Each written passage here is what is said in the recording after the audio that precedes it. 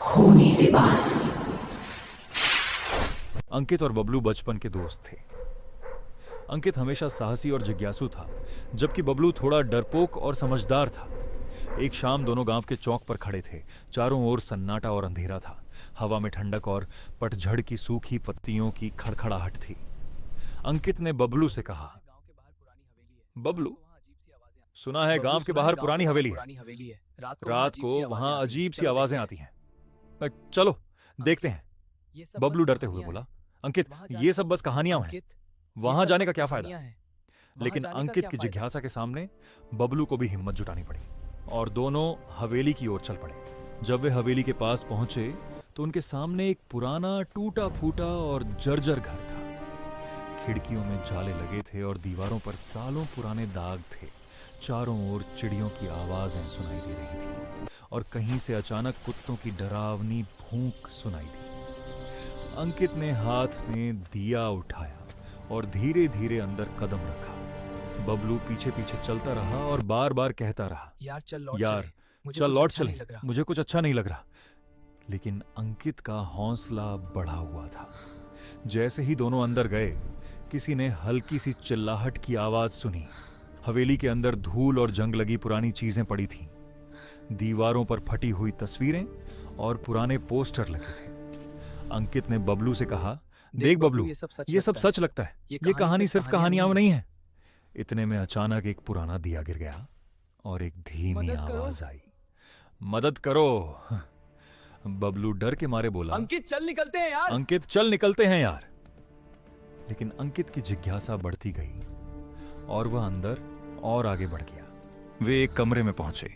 कमरे में पुरानी किताबें, झाड़ झंखाड़ में फंसी फोटो फ्रेम और टूटी हुई कुर्सियां थीं। अंकित ने एक फोटो फ्रेम उठाया। फोटो में गांव के लोग और एक औरत का चेहरा था जो अजीब तरह से जीवित सा लगता था। तभी फोटो से हल्की आवाज आई, तुम्हें देखा जा रहा है। बबलू चौंक कर बोला, हमें यहां से निकलना चाहिए। अंकित, ये सही नहीं है, हमें यहां से निकलना चाहिए। अंकित ने हिम्मत दिखाते हुए कहा, डरने की कोई जरूरत, शायद यह हवेली कुछ हमें दिखाना चाहती है। डरने की कोई जरूरत नहीं। जैसे ही वे आगे बढ़े, कमरे का दरवाजा अपने आप बंद हो गया। हवेली के अंदर से कदमों की आवाजें और अजीब हंसी सुनाई देने लगी। बबलू डर के मारे कांप रहा था। अचानक दीवारों पर परछाई चलते हुए दिखाई देने लगे। अंकित ने हाथ में दिया पकड़े रखा और धीरे धीरे आगे बढ़ा। वे एक बड़ी सी सीढ़ी पर पहुंचे। सीढ़ी पर चढ़ते ही अचानक एक जोरदार आवाज हुई और दीवारों पर पुरानी तस्वीरें गिरने लगी। बबलू चिल्लाया, अंकित, हमें भागना चाहिए। लेकिन अंकित ने बबलू को पकड़कर कहा, बस थोड़ा और, शायद हमें सच समझ में आ जाए। सीढ़ी के ऊपर एक बड़ा कमरा था। कमरे में पुराने बर्तन, टूटी कुर्सियां और किताबें थीं। अचानक कमरे के कोने से एक अजीब सा साया बाहर निकला। साया धीरे धीरे उनके पास बढ़ने लगा। बबलू डर के मारे चिल्लाया, अंकित, ये सच में भूत है।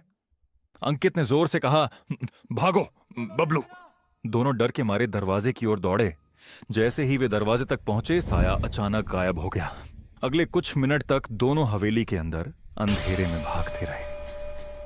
हर कोने से अजीब सी आवाजें आती। कोई फुसफुसा रहा था, कोई हंस रहा था और कहीं अचानक हवा का झोंका उनके चेहरे से टकरा गया।